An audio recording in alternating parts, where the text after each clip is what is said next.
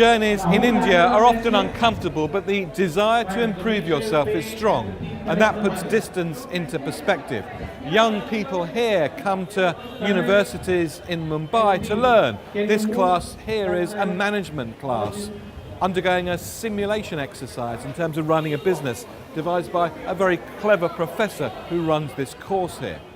At home, they're most likely to have a desk and computer, and their families will strive to give them a good education, which in turn will give them and their children in some time a good lifestyle. But while young Indians might dress in jeans and keep up with the latest fashion trends, they're also deeply traditional, with a sense of their own national ideals once again.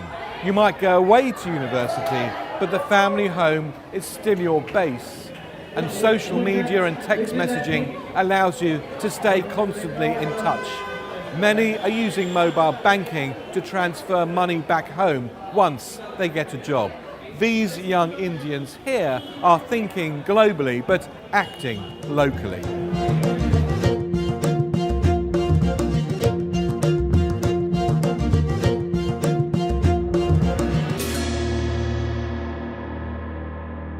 But it's not just young Indians who believe that their products are not just good enough, but even superior to products being used abroad. Perhaps that's why herbal products are making a comeback. The hugely successful Patanjali brand was founded by a yoga master named Baba Ramdev, and now sells a range of 30 FMCG products that today challenges the brands of multinationals and Indian conglomerates. Indians trust and are proud of made in India products and are telling others too. Initial hesitation has shifted to confident recommendation. And as you can see here in this train station, the sheer size of the Indian population makes the market phenomenally huge. The change in India is not just about the products, it's also about the family and their respective roles. If you're a man or woman, rich or poor, it's now not as easy as it was to define your role in life here in India. Women are free to be married or stay single, and that's significant. A young woman might pursue a career or have a family, or both. But there's still tensions, and there's been a backlash of violence against women in India in some places. That change is also bringing men into a modern age too. It impacts on the products they purchase. Male face washes are now popular, and so are male hairdressing salons. If you're a male, being well groomed is equal to being successful.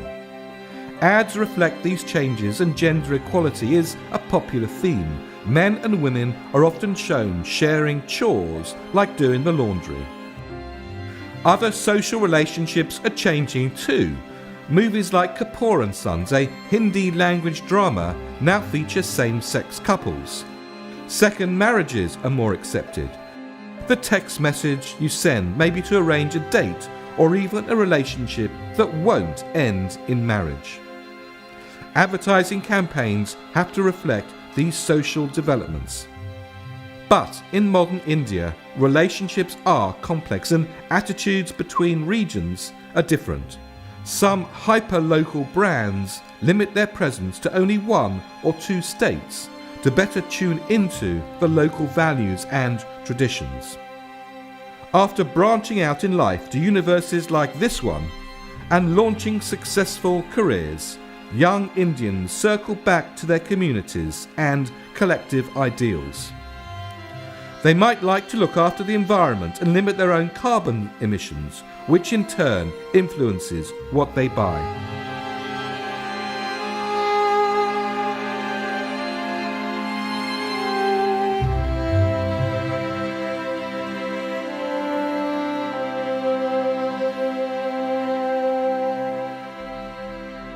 Young people are undoubtedly optimistic. They've got a new government, but Prime Minister Narendra Modi's reforms and that of his BJP party have been both praised as too ambitious and criticised as too slow. Since being elected in 2014, Modi has cultivated economic partnerships with world powers including the US, UK, China and Russia. He wants India to become a permanent member of the United Nations Security Council. Agriculture and services still drive India's economy. With programs like Make in India, Modi hopes to rebrand India as a centre of manufacturing and innovation, attracting foreign investments. All these changes are leading to a new sense of empowerment and self-confidence in these young Indians. This university will have a mix of students. Their backgrounds will be very different.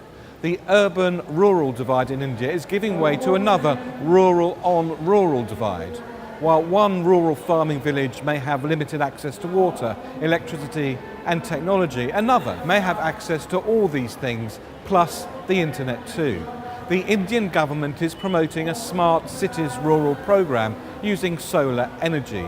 Ashok Das, a social entrepreneur, is trying to switch on India's rural villages. Talking to students such as these, it's easy to sense India's new optimism. In their world, all doors are open and all things are possible as they grasp opportunities their parents couldn't have dreamed of. The Brandz Top 50 Indian brands for 2016 rankings reflect these new lifestyles in every respect.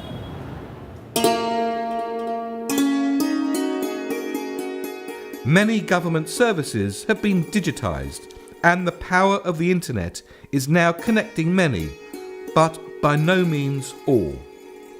The corporate social action programs in which the large Indian conglomerates and multinationals participate in reflect the new nationalism.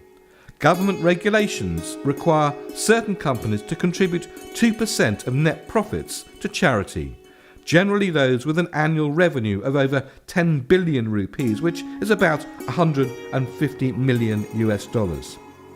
Elsewhere, Unilever employs rural women to sell its products. This empowers the rural population while benefiting the company's brands. It also promotes health and hygiene initiatives for the benefit of the population. Technology giants like Facebook, Google and Microsoft have announced commitments to help connect rural India with high-speed broadband, but technical and regulatory issues still need to be resolved. India has just changed direct investment regulations to make it easier for foreign single-branded retailers to enter the market.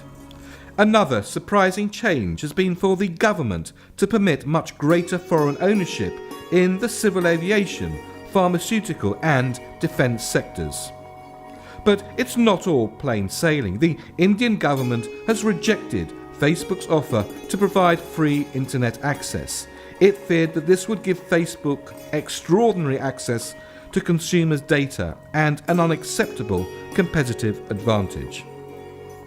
India's technology is competitive, and one Indian firm has just launched the world's cheapest smartphone, the Freedom 251 handset.